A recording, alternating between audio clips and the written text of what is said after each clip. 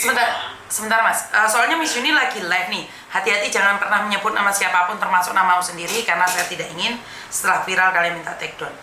Kenapa? Orang tuamu ada di mana? Oh iya, orang tua ada di Blitar. Terus? Nah, ini kan adik saya itu per tanggal 11 ini bulan apa? Tanggal 11 kemarin puasa hari pertama ibu. Kena imigrasi gitu loh di sini. Kena imigrasi waduh kurang tahu nama kotanya ya. Jadi dia itu overstay kan. Bukan, di Hong Kong, di Malaysia, di Korea, di Jepang. Ya, di Hong Kong. Oke. Di Hong Kong. Di Hong Kong lah. Kotanya saya lupa. Terus? Nah, terakhir beritanya itu kemarin ada yang dihubungi dari pihak imigrasi itu nomor yang sering dipakai. Lah itu temannya yang di Hong Kong. Lah terus menghubungi ke rumah ke ibu saya, terus ibu saya lapor ke saya gitu. Jadi saya berusaha nyari-nyari informasi, ketemu di Miss Yuni ini gitu loh. Oke. Ada di YouTube-nya, saya cari-cari gitu terus.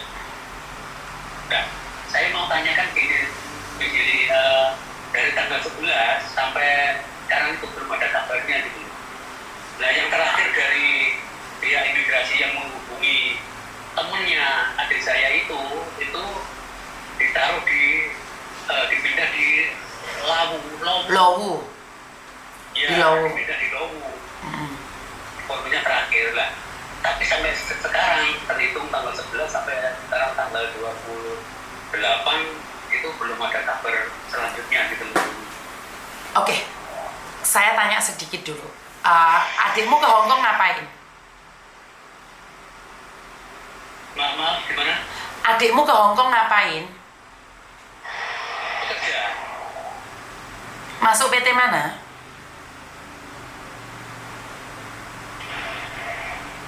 Masuk PT mana?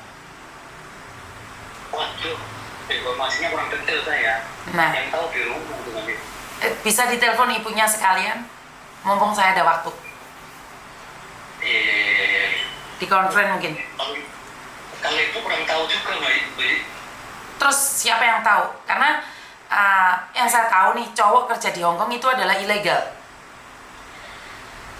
Ya, bukan cowok, cewek Mbak ya. Oh, cewek. Terus, sorry, cewek. Lah kok bisa ditangkap imigrasi?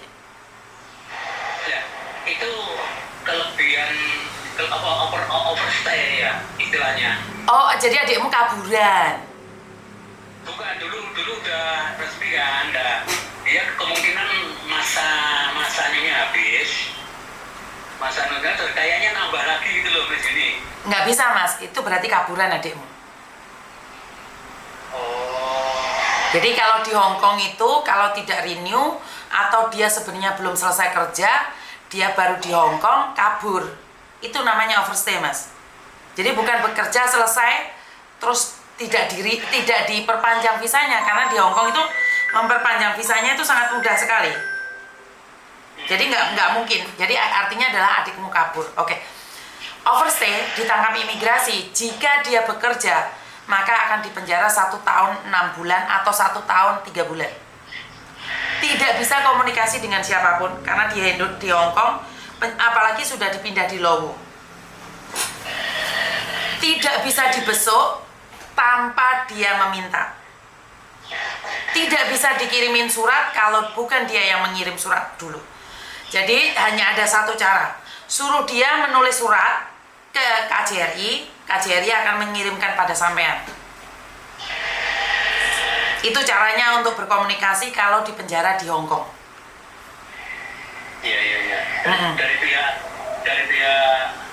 adik saya mengirim ke KBRI ya. Betul. Ya. Jadi kalau temennya nih, karena dulu saya posisi ada di Hong Kong, saya sering datang ke Lowu. Tapi itu atas undangan. Jadi saya nggak bisa kalau tanpa undangan siapapun. Jadi kalau saya mau ke penjara itu saya diundang sama mereka. Saya dimintain datang ke mereka. Itu baru bisa. Jadi kalau temennya yang bisa komunikasi sama dia, artinya adalah bilang sama temennya suruh ini adikmu nulis surat ditujukan pada KBRI, terus KBRI akan mengirimkan padamu. Setelah itu kamu juga kirim surat ke KBRI, dibaca oleh KBRI, dikirim ke penjara, dibaca oleh penjara, baru dikasihkan adikmu.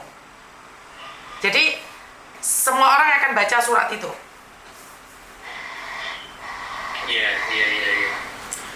Terus mengenai ini di sini, yang adik saya pernah cerita ke orang tua, katanya itu temannya dia juga pernah kasus seperti ini, tapi tidak lama ini gitu. Iya, kalau ketangkepnya itu tergantung ketangkepnya kasusnya apa, Mas. Kalau ketangkepnya cuman overstay aja, mungkin 3 bulan dilepaskan, atau 1 bulan dilepaskan, atau 2 minggu dilepaskan. Tapi kalau kasusnya bekerja, kasusnya narkoba, tanggal berapa sih ditangkapnya? Tanggal 11. Soalnya itu berbarengan dengan ada anak Indonesia ditangkap gara-gara narkoba loh. Oh, bukan di sini, ini masalah kerja. Istilahnya dia nggak bisa izin, kayak nyambung lagi tapi tanpa nggak resmi lah kasarannya gitu loh. Nggak memperpanjang anunya, terus kena rahasia imigran gitu loh. Mas, saya jelaskan karena saya adalah agent. Jadi anak-anak yang kabur itu bukan karena meneruskan visanya. Anak-anak yang ketangkap itu karena kaburan. Jadi kalau posisi masih ada di majikan, mereka itu tetap visanya hidup. Tidak akan kena razia. Kalau dia sudah mengatakan dirinya overstay, itu berarti dia kaburan. Karena dia tidak jujur sama kamu. Paham nggak maksud saya? Iya. Karena saya sering menanganinya, saya infokan sampean berdasarkan pengalaman saya. Kalau jenengan kan berdasarkan info dari adik sampean. Tapi di Hong Kong itu adalah orang-orang kaburan lah yang bekerja di luar. Dan bekerja di luar itu mendapatkan gaji yang sangat besar. Tapi resiko ditangkap polisi.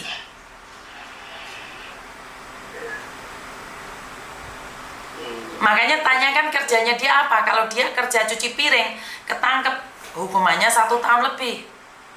Kalau kemarin ketangkep itu cuma 3 bulan, 3 minggu, 2 minggu. Tapi sekarang itu diperketat. Karena kemarin ada kasus tanggal 8 Maret, orang Indonesia pakai visa turis merampok, menjambret. Terus habis itu ada perampokan di tanggal berikutnya di Hong Kong juga.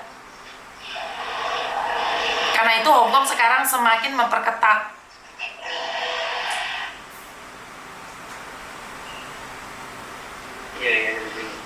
Jadi mungkin kemungkinan besar saudaramu tidak ngomong jujur. Dan saya mengungkapkan fakta yang ada di Hong Kong.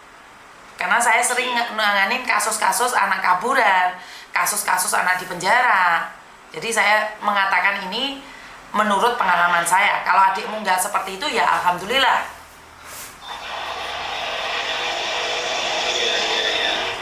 Iya. Jadi kalau menurut adik saya yang pernah cerita, temennya juga pernah ketangkap, tapi belum sampai 1 bulan dilepas, itu nggak benar kemungkinan. Benar. Sebelum kejadian perampokan dan penjambretan itu benar. Dulu memang bisa dilepaskan dalam waktu 2 minggu. Oh, karena benar. Kasus itu akhirnya diperketat. Betul. Iya. Jadi menurut saya adalah adikmu nggak jujur karena ya biar orang rumah nggak khawatir. Tapi itu fakta yang ada di Hong Kong, Mas. Iya, berarti langkah selanjutnya, istilahnya solusi awalnya dari pihak adik saya yang harus tulis surat ya. Betul. Itu maksudnya gimana caranya disuruh dia surat. Lah itu temennya kan, kamu bilang temennya bisa komunikasi dengan dia. Iya. Bukan temen yang begini, itu dari pihak imigrasi mungkin lihat HP temen yang sering dihubungi itu, terus di-call sama imigrasi ya. Nggak gitu, Mas. Nggak gitu. Imigrasi itu nggak akan calling siapapun tanpa permintaan adikmu. Jadi adikmu itu meminta untuk menghubungi orang tapi lokal yang ada di Hong Kong. Jadi bukan siapa yang sering di calling, enggak ada hubungan. Karena mereka itu tidak buka HP-nya adikmu. Saat pemeriksaan kecuali kriminal itu nggak akan buka HP adikmu. Nah, jadi adikmu membuat permintaan untuk menghubungi siapa? Kan saya sudah bilang nih, saya tuh sering diundang oleh mereka di penjara. Itu mereka yang meminta ngomong sama polisi, terus sipirnya telepon saya. Nah, saya datang ke penjara. Jadi kalau mereka yang ada di dalam penjara nggak meminta saya nggak bisa datang, Mas.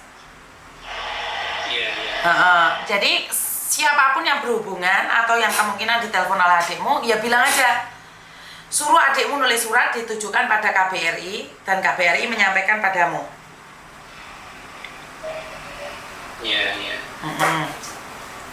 Oke. Mungkin minta sarannya Mas Yudi gimana? Maksudnya saran terbaiknya gimana Mas Yudi? Ya temen yang menghubungi sampean itu, sampean hubungi, suruh sampaikan jika dia diundang lagi atau ditelepon lagi, suruh adikmu nulis surat ditujukan pada KBRI. Dan di surat itu ingatkan dia bahwa di surat itu semua orang baca. Semua orang baca. Jadi di sipir dibaca, di KBRI dibaca, terus dikirimkan ke kamu. Karena tidak boleh ada rahasia atau rencana-rencana di dalamnya. Setelah kamu dikirimin surat, maka di situ akan dituliskan nomor penjara dia. Nah, kamu kirim surat balik lagi ke KBRI, KBRI akan menyampaikan ke penjara. Iya.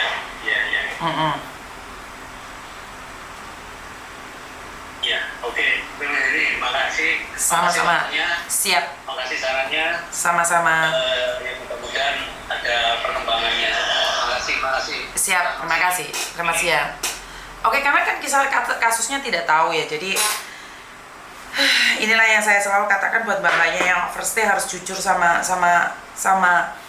keluarganya ya. Jadi biar nggak jadi masalah yang panjang kali lebar seperti ini. Jadi banyak sekali kalian di antara kalian tuh overstay tidak pernah jujur sama keluarganya, termasuk mbak yang meninggal kemarin pun tidak jujur sama keluarganya kalau dia itu adalah salah satu orang yang kaburan atau overstay selama 13 tahun. Jadi buat teman-teman sangat sedih sekali saat keluarga yang ada di Indonesia menerima kabar yang tidak pernah tahu mereka tentang keadaan ada di luar negeri. Jadi terima kasih.